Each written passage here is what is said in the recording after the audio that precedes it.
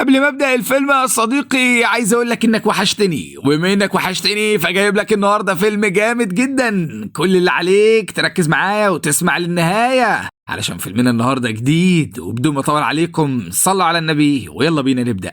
بيبدأ الفيلم وبنشوف مجموعة من المسلحين راكبين العربيات بتاعتهم. بنعرف ان ملهمش غير مهمة واحدة، وهي انهم يخلصوا على واحد اسمه ماكس. بس كان في عيل مش دريان بحاجة من ضمن العصابة دي بيتكلم مع الزعيم بتاعه وبيقول له مش شايف يا كبير اننا مبهوقينها قوي في حق اللي اسمه ماكس ده؟ اصل مش معقول يعني كل الناس دي رايحين عشان يخلصوا على واحد بس. وقتها الزعيم بتاعه بيقول له ما انت غلبان وما تعرفش حاجة يا ابني، كل اللي انت شايفهم دول ماكس ممكن يخلص عليهم في لمح البصر، ويا ريت اساسا نعرف نعمل معاه حاجة. اما بالنسبه لماكس وحش الوحوش اللي ضربته اجمد من التنانين والقروش، فبنشوفه هو قاعد واخد الدنيا على الهادي خالص ومش جايه معاه بحوارات. بس المشاكل بقى هي اللي كانت بتدور عليه. علشان كده فجأة بيلاحظ وصول رجالة العصابة، لكنه بالرغم من هدوءه ده يا صديقي فكان عامل حسابه على كل حاجة. وعلشان كده فجأة الألغام اللي كان زارعها في الأرض بتنفجر وبتخلص على عدد كبير جدا من العصابة. وعشان نفهم كل حاجة محتاجين نرجع وقت مش طويل يا صديقي، بالظبط 24 ساعة عشان نعرف الحوار ماشي ازاي من أوله.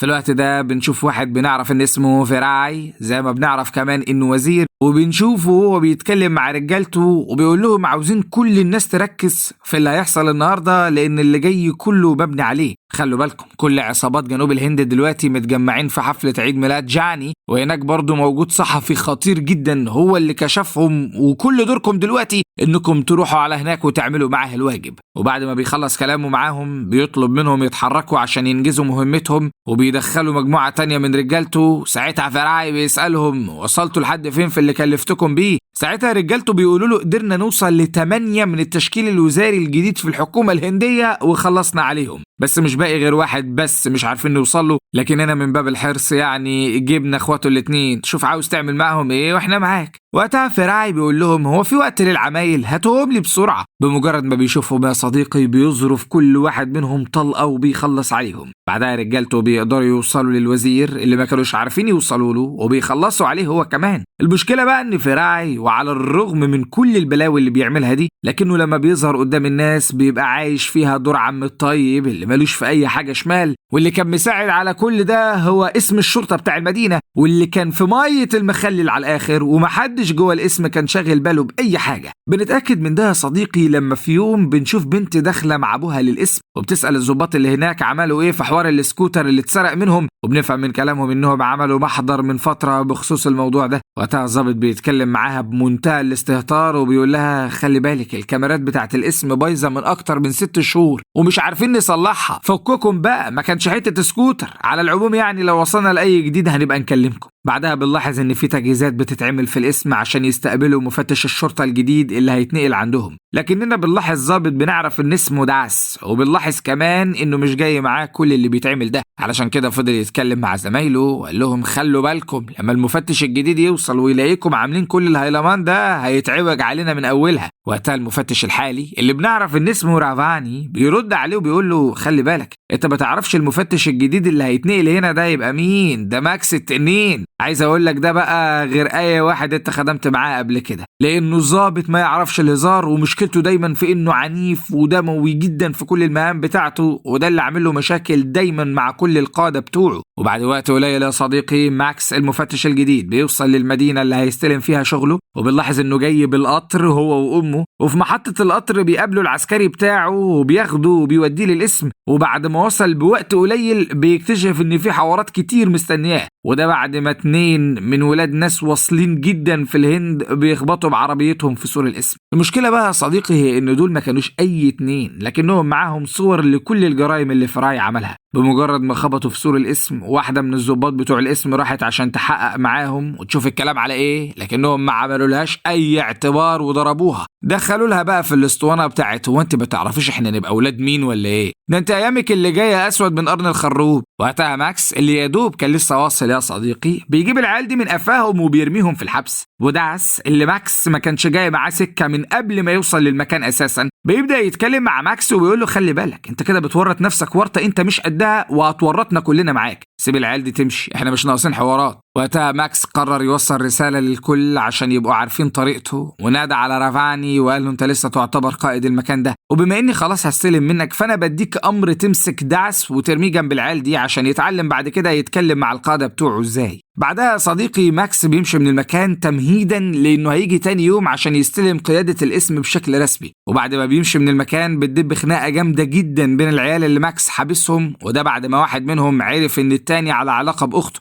وبعد ما الليل بيجي الضباط بيسيبوا الاسم وبيمشوا ومش بيتفضل حد غير العيال المحبوسين دول. وبنشوف بعد كده العسكري بتاع ماكس وهو بيتكلم معاه وبيترجاه ما يعملش مشاكل وحوارات مع العيال دي. وبيعرف ماكس ان الوضع في المدينة صعب جدا، وزمان مرة واحد من مفتش الشرطة جت معاه بشبحنة وقبض على واحد من الوزراء، وساعتها العصابات اللي طبعا كانت شغالة تحت ايد الوزراء دول قتلوا المفتش وقتلوا مرات العسكري ده لانه كان مشترك مع المفتش في العملية. وقتها ماكس بيقول له انا عاوزك تهدى وتنسى كل اللي فات لان اللي جاي هيبقى غير. بنرجع مرة تانية علشان نشوف دعس اللي قرر يخلص حوار ولاد الوزراء ده ويطلعهم من الاسم. وبعد ما رجع هو والضباط اتفاجئوا بمفاجأة خطيرة جدا يا صديقي، وده لما لقوا العيال ميتين. وقتها طبعا كل الضباط بيضربوا لخمة، ودعس بيكون شمتان جدا وبيفضل يقول لهم قلت لكم من البداية ما نسلمش دقننا للي اسمه ماكس ده، وطبعا انتوا دلوقتي مش محتاجين تعرفوا احنا داخلين على ايه، لان اهالي العيال دي لما تعرف باللي حصل هيعملوا مننا لحمة بالبصل. ماكس بيعرف باللي حصل يا صديقي، ولما بيوصل للمكان بنلاحظ انه مصدوم جدا، وعلشان كده بيتكلم مع رافاني وبيقول له لازم نفرغ الكاميرات. بس وقتها واحدة من الضباط بتقول له ان الكاميرات بايظة. وبعدها بقى بيشيلوه الليلة وبيقولوا له انت دلوقتي القائد الجديد بتاعنا ومهمتك تعرفنا هنتصرف ازاي في الحوار ده.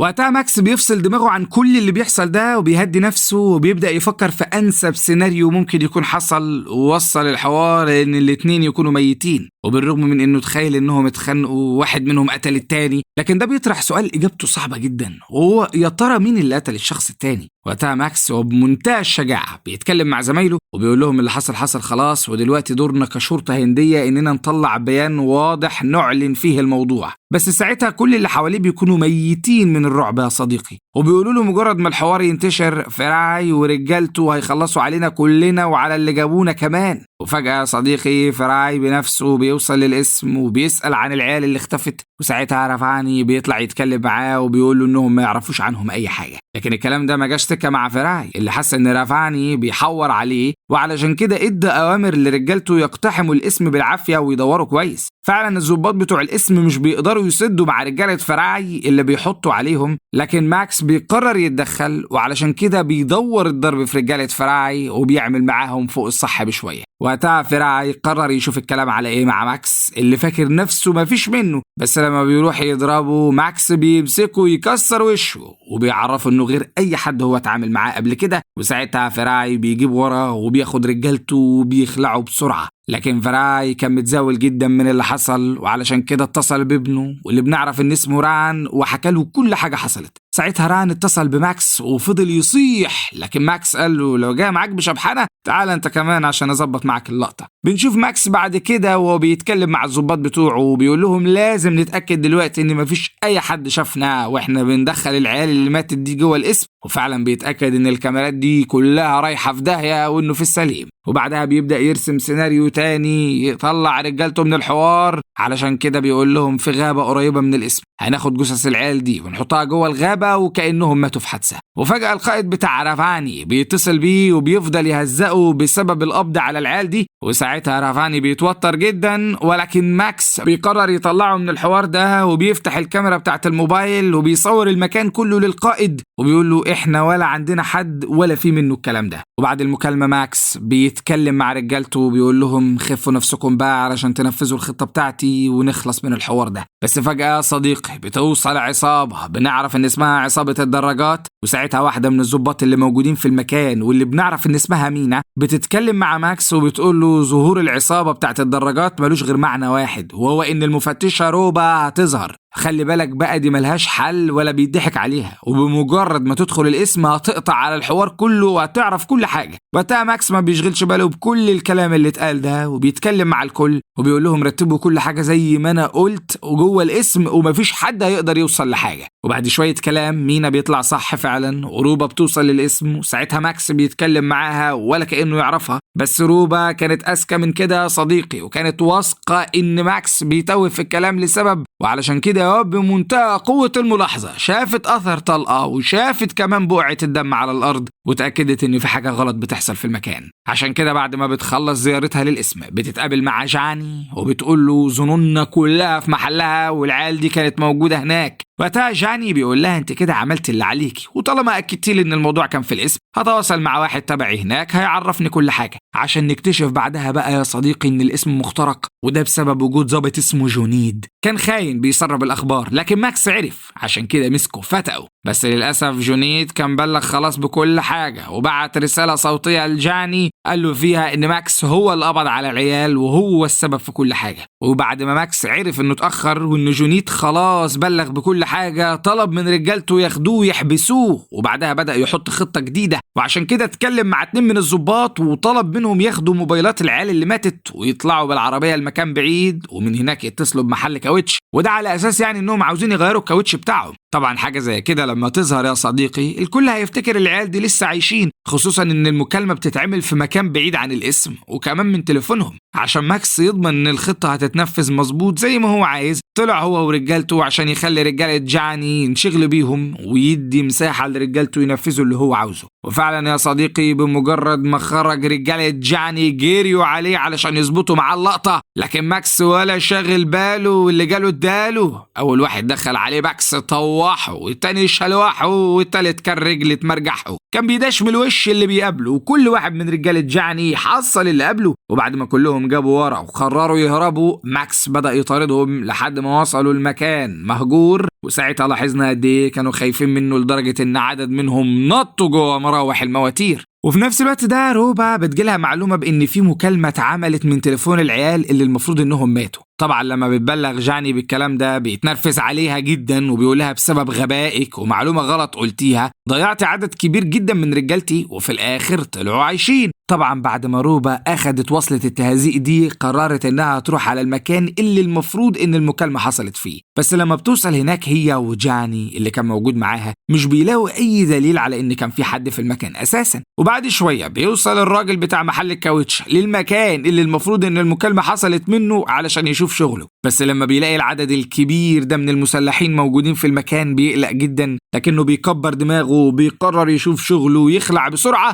بس لما بيفتح الشنطة بيلاقي فيها الجثث، وطبعا وقتها بيحس ان الدم اتجمد في عروقه وبيكون خايف يتكلم، خصوصا لانه بيعتقد ان العصابة اللي واقفين قدامه دول هم اللي قتلوهم، وده لانه مش فاهم اي حاجة من اللي بيحصل. طبعا اما روبا فكانت متضايقة جدا من اللي ماكس بيعمله فيهم، وعلشان كده بتتكلم مع جاني وبتقول له خلي بالك طول ما اللي اسمه ماكس ده موجود مش هنعرف نعمل حاجة ولازم نخلص معاه. اما بالنسبة لماكس يا صديقي فكان متوقع ان العصابة اكيد هتفكر في اي كارت ضغط يستخدموه ضده، وطبعا مفيش اسهل من انهم يخطفوا امه ويبداوا يساوموا عليها، لكنه دماغه كانت شغالة وعلشان كده بيبعت امه للمستشفى تقعد مع صاحبه اللي هناك ومش بيحسسها باي حاجة عشان ما تقلقش، بس في نفس الوقت بيبقى مطمن عليها وواثق ان العصابة مستحيل تتوقع وجودها هناك. وقتها العصابة حسوا انهم خدوا على قفاهم، لكنهم في نفس الوقت قرروا يلجأوا للخطة البديلة، وهي انهم يضغطوا على باقي الضباط اللي شغالين مع ماكس بحيث يخوفوهم من ناحية وفي نفس الوقت يخلوهم يضغطوا على ماكس يغير طريقتهم. وبنتأكد من ده يا صديقي لما جونيد بيتبعت له فيديو كل عيلته مخطوفة فيه وبيعرفوه انه لو ما تقابلش مع العصابة خلال 30 دقيقة بالكتير يعتبر اهله كلهم ميتين. وقتها جونيد بيحس بالرعب وعلشان كده بيبقى محتار ومش عارف يعمل ايه، خصوصا لانه عارف انه لو كرر اي خيانة مرة تانية وقتها ماكس هيعمل فيه حاجات ابشع بكتير من العصابة ممكن يعملوها في اهله. وفي نفس الوقت ده بنعرف ان ماكس بيحط خطة جديدة ما تخطرش على بال العصابة، وبنشوفه هو بيركب عربية الشرطة ومعاه رافاني، وبالرغم من ان كان في واحد اسمه سيباستيان من رجالة جاني مستخبي في العربية، لكن ماكس قرر يستغل الموضوع ده احسن استغلال. علشان كده بدأ يتكلم وقال احنا لازم نخلص من العيال دي بقى لانهم عملوا لنا حوارات كتير، وطبعا يا صديقي ماكس كان بيقول كده لانه واثق ان سباستيان اكيد هينقل الكلام ده زي ما هو. وفعلا جاني بمجرد ما بيسمع الكلام ده بيتحرك بسرعة جدا بعربيته ورا عربية الشرطة، وروبا بتكون معاه. وفي نص الطريق فجأة كده بدون مقدمات ماكس بينزل من العربية وبيقول لرافاني كمل انت وانا هكمل على رجلي. وقتها خطة ماكس بتنجح، وده لما روبا بتنزل تاخد العربية اللي فيها جثث العيال أساسا وبتطلع بيها ورا رافاني. أما بالنسبة لجاني ورجالته فبيحس إنه جات لهم فرصة عمرهم وماكس بقى لوحده، وعلشان كده بيروحوا عشان يمسكوه. وقتها ماكس كان قاطع عليهم طبعا وعارف هما بيفكروا إزاي، عشان كده بيفضل يلف في شوارع كتير جدا وبيخليهم محتارين ومش عارفين يوصلوا له. بس في نفس الوقت ده بنعرف إن ماكس ما كانش بيهرب منهم، لكنه كان رايح للمكان اللي عيلة جونيد مخطوفة فيه. وفي الوقت اللي رجالة العصابة كانوا مش شاغلين بالهم بأي حاجة ولا متوقعين أي خطر، ضربات ماكس بتنزل عليهم زي المطر. بيسحب الجنزير وبيقرر يخرطهم زي الجرجير، وبيقدر فعلا يا صديقي إنه ينقذ عيلة جونيد كلهم وما بيكونش عامل اعتبار لأي حد موجود هناك. طبعا يا صديقي جاني لما بيعرف اللي حصل ده بيبقى هيتجنن وبيحس ان ماكس مفيش معاه اي فايده وحله الوحيد يتقتل. بس في الوقت اللي هو كان بيفكر فيه في كده بيتفاجئ لما ماكس بيبعت له صوره ليه مع ابوه، وساعتها جاني بيخاف جدا وبيحس ان ماكس ده عامل زي الزئبق وبيقدر يوصل لاي حاجه هو عاوزها. لكن ماكس بيثبت له ان دي بس كانت قرصه ودن، وعشان كده لما جاني بيروح البيت بيلاقي ابوه سليم، لكن ماكس بيسيب له هديه صغيره كده كانت عباره عن طلقتين، وكانه يعني بيقول له كان ممكن اطير لك دماغه. بتشوف بعدها ماكس وهو في المكان اللي رافاني موجود فيه بالعربيه، وده بعد ما رافاني يتحاصر من رجاله روبا وكان حاسس ان حياته خلاص انتهت، لكن ما كانش فيه منه الكلام ده يا صديقي. عشان كده ماكس وصل وسحب المطرقه وبدا يدور الضرب في كل اللي حواليه، ومش بس علم عليهم يا صديقي لكنه علقهم في السقف. طبعا لما روبا شافت المنظر ده بتخاف جدا وبتتصل بجاني، لكنها بتلاقيه خايف اكتر منها اساسا. وقتها روبا بتقول ما بدهاش بقى وما فيش غيرهم عصابه الدراجات اللي هيخلصوا اللي جاي واللي فات. اما بالنسبه لماكس فبعد ما خلص مع العصابه اخذ رافاني ورجع بيه للقسم، وهناك اتفاجئ بواحد ومراته جايين يبلغوا عن اختفاء بنتهم واللي بنعرف ان سنها 13 سنه. وقتها ماكس بالرغم من انه مشغول بكل الحوارات اللي هو فيها لكنه بيوعد الاب والام انه هيحقق في الحوار وهيوصل لنتيجه قريب جدا. بس فجاه صديقي بتحصل حاجه ما كانتش تخطر على بال حد، واصحى معايا بقى لاننا داخلين على جمدان. فجاه رافاني بينهار وبيقول لماكس البنت اللي هم بيسالوا عليها دي في المستشفى وانا اللي وديتها هناك، لان امبارح بالليل بعد ما قبضنا على العيال دي كلنا طلعنا من القسم وانا اللي قفلت الباب، وبعدها على طول سمعت صوت غريب جاي من عربيتهم، ولما فتحت الشنطه شفت البنت وكان باين عليها اثار التعذيب والاعتداء الجنسي. وقتها ما قدرتش استحمل المنظر ورجعت مره تانية للقسم عشان اطلع كل الغل اللي جوايا في العيال دي، بعد ما اكتشفت انهم مش بس مجرد عيال شايفين نفسهم، دول كمان بيعتبروا بنات الناس حاجه ملهاش اي قيمه. لقيتهم هما الاتنين بره زنزانه، وساعتها ظرفت اول واحد منهم طلقه خلصت عليه، لما التاني حاول يدافع عن نفسه ضربته ضربه جامده وقع بيها على الحديد ومات. وبالرغم من ان رافاني كان متوقع ان ماكس هينهار يعني بعد ما يسمع القصه دي، لكن ماكس ولا فرق معاه اي حاجه، وبعدها بيبدا يتكلم مع رجالته وبيقول لهم خلاص مفيش وقت للخوف ودلوقتي احنا داخلين على اهم معركه. واول حاجه ماكس بيعملها هو انه بيلغم المحيط بتاع القسم وبيخلي رجالته يستخبوا في اماكن معينه بحيث يقدروا يصطادوا رجاله العصابه. وبمجرد ما رجاله العصابه بيقربوا من القسم ماكس بيفجر الالغام وبيبدا المعركه ضد رجاله العصابه، وبيقدر يخلص على عدد كبير جدا منهم. وبعدها بيركب عربية مصفحة ضخمة جدا وبيبدأ يطارد جاني وروبا، لكنهم بيقدروا يحاصروا ماكس اللي مش بيشغل باله وبيقلب بيهم العربيات. وبعدها بيركب الموتوسيكل وبيرجع للقسم مرة تانية وبيلاحظ ان رجالته محطوط عليهم، وعلشان كده بيمسك رجالة جاني بيعدمهم العافية. وبعدها بنشوف مواجهة بينه وبين رعن ابن جاني، لكن ماكس اداله اللي فيه النصيب وما كانش اناني. بس فجأة صديقي بتحصل حاجة بتشقلب كل الموازين، وده لما فيراري شخصيا بيوصل للمكان هو ورجالته وبيحط المسدس بتاعه على دماغ ماكس وبيقول له خلاص دي آخر لحظة في حياتك. بس ماكس كان راسم كل حاجة من البداية يا صديقي ومبلغ كل القيادات علشان فراي يتفاجئ بوجود طيارات بدون طيار وعدد كبير جدا من الجنود والضباط اللي ما كانش ليهم غير مهمة واحدة وهي القبض عليه. وفعلا الشرطة بتقبض على كل المجرمين اللي كانوا موجودين في المكان. وبعد ما ماكس بيخرج بيروح المستشفى عشان يطمن على البنت الصغيرة اللي كانت مخطوفة، وبعد ما بيتأكد انها كويسة بيحس ان اخيرا جه الوقت عشان ينام، خصوصا لانه من ساعة ما وصل للمدينة الغريبة دي وهو ما دقش طعم النوم. وهنا بيخلص الفيلم. فما تنساش بقى لو الفيلم عجبك تحط لايك وتسيب كومنت جميل وتشترك في القناة وتفعل زر الجرس عشان يوصلك كل جديد. سلام.